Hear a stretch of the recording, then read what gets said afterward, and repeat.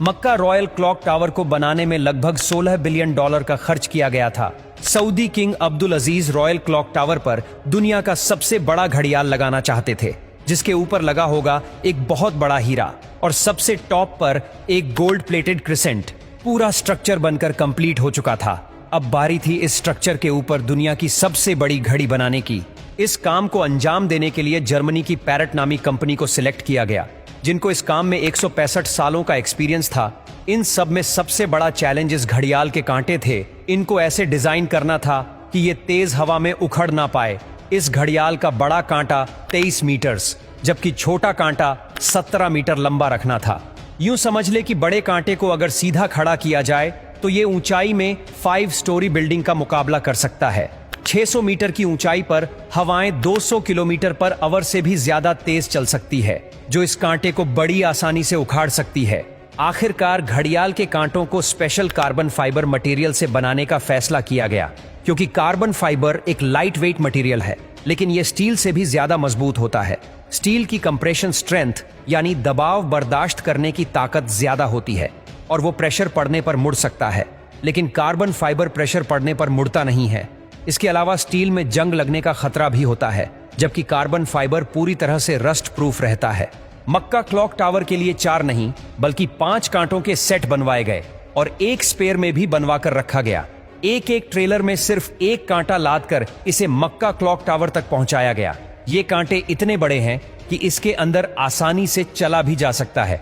Clock tower के चारों घड़ियाल को चलाने के लिए अलग अलग मोटर है, जिसे क्लॉक ड्राइव कहा जाता है, लेकिन यहां पर भी एक एक्स्ट्रा क्लॉक ड्राइव पहले से क्लॉक टावर में इंस्टॉल की गई है, ताकि कभी खराबी की सूरत में फौरन रिप्लेस किया जा सके। इस घड़ियाल में एक मेंटेनेंस स्विच भी लगाया गया है, जिसे दबाते ही कांटे बिल्कुल सीधे हो जाते हैं और मेंटेनेंस वर्कर्स इसके अंदर जा सकते हैं। इस घड़ियाल के रंग को सिलेक्ट करने के लिए भी काफी सारी रिसर्च की गई। रिसर्च करने के बाद ग्रीन कलर की LED लाइट सिलेक्ट की गई। ग्रीन कलर इसीलिए सिलेक्ट किया गया क्योंकि ग्रीन कलर में 8 किलोमीटर दूर से देखने पर भी टाइम सही से नजर आता था। इस क्लॉक टावर पर हैरतअंगेज तौर पर टोटल 20 लाख LED लाइट्स लगी है। हर एक LED एक दूसरे से 4 इंच के फासले पर लगी है। इन 20 लाख LED को भी स्पेशली मक्का के गर्म मौसम को नजर में रखते हुए बनाया गया, जिसमें 1 साल से भी ज्यादा का वक्त लगा। अब बारी थी मक्का क्लॉक टावर के सबसे मुश्किल लेकिन खूबसूरत पार्ट को बनाने की।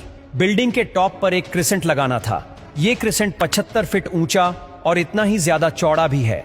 लाइट वेट रखने के लिए इसे फाइबर ग्लास और कार्बन फाइबर को मिक्स करके बनाया गया, पर फिर भी इसका टोटल वजन 35 टन के करीब है। क्रिसेंट और घड़ियाल के ऊपर हीरे को बनाने की जिम्मेदारी जर्मन कंपनी रीवा को दी गई। जानकारी के लिए बता दे कि इस घड़ियाल को दुबई में बनाया गया और फिर बाद में उसे मक्का ट्रांसपोर्ट किया।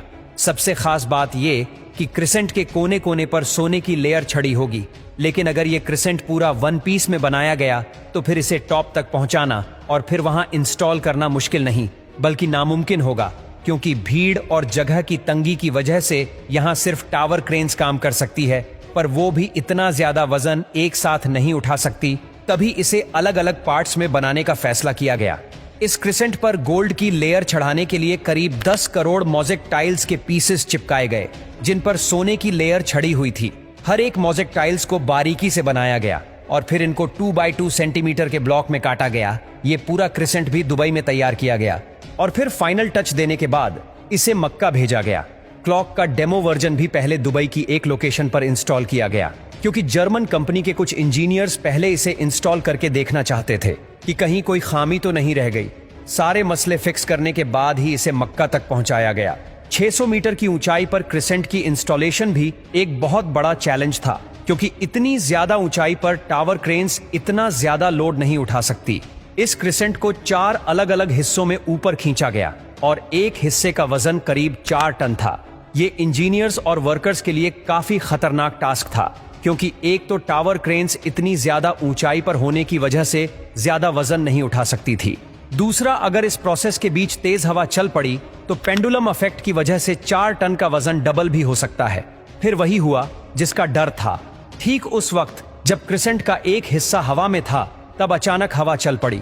आखिरकार कुछ वर्कर्स ने इसे रस्सियों से पकड़कर हिलने से रोका और फिर इसे पोजीशन में लाकर फिक्स कर दिया गया।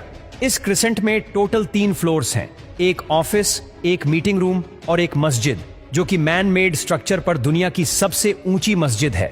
और अगर क्लॉक के एरिया की बात की जाए तो सिर्फ एक साइड की क्लॉक 16,000 स्क्वायर फीट पर फैली हुई है। $16 बिलियन की लागत से तैयार किया गया मक्का रॉयल क्लॉक टावर आज तक दुनिया में जितने भी स्काईस्क्रेपर बने हैं उनमें सबसे ज्यादा महंगा है।